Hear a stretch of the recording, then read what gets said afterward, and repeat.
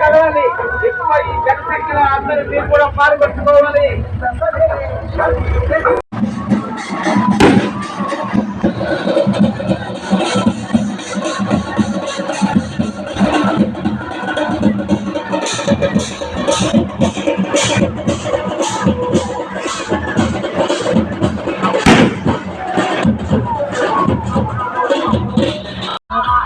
జెండాను జతకట్టడమే వారి ఎజెండా. జనం కొండల్లో పొడి కట్టడమే జగన్ ఎజెండా. భాగంగా గౌరవనీయులు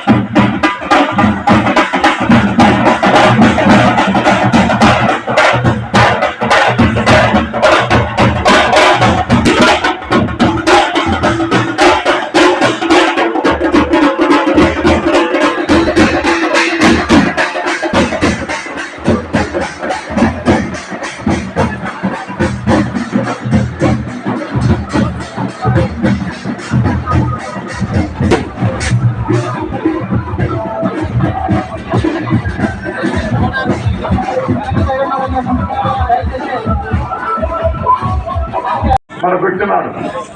జగనన్న తర్వాత జగనన్న అంతటి వాడు విజయసాయన్న.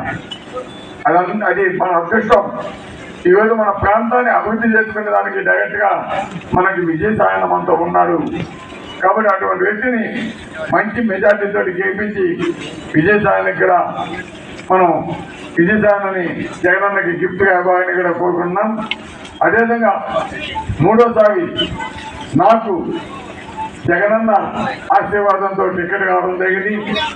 మీరు 2 సార్లు 2014, 2019లో కూడా నన్ను ఆశీర్వదించారు.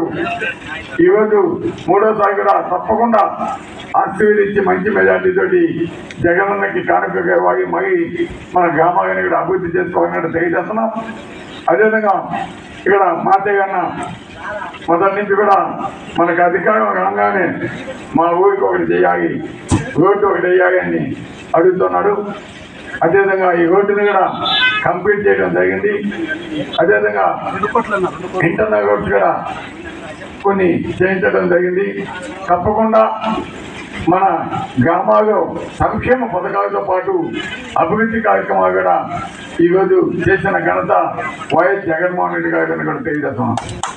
అదేవిధంగా కావలి నియోజకవర్గ అభివృద్ధికి ఒక పక్క రామాయపట్నం పోర్టు, ఒక పక్క ఫిషింగ్ హార్బర్ ఏవైతే చంద్రబాబు నాయుడు గారు ప్రజలను మోసం చేసేదానికి ఫౌండేషన్ స్టోన్ మాత్రమే వేశాడు, కానీ జగన్మోహన్ రెడ్డి గారు ఫౌండేషన్ ఇచ్చుకొని చేసిన 1.5 సంవత్సరంలో అవి కంప్లీట్ చేసి ఇచ్చిన ఘనత వైఎస్ జగన్మోహన్ రెడ్డి గారు కనుక గుర్తుపెట్టుకోవాలి.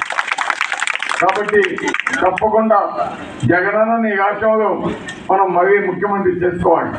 కాబట్టి తప్పకుండా మీరు మంచి మెజార్టీతోటి విజయసాయనని నన్ను గెలిపించి జగనన్నకి కానుకగా ఇవ్వాలని చెప్పి తెలియజేస్తూ ఈ రాష్ట్రానికి జగనన్నని మగా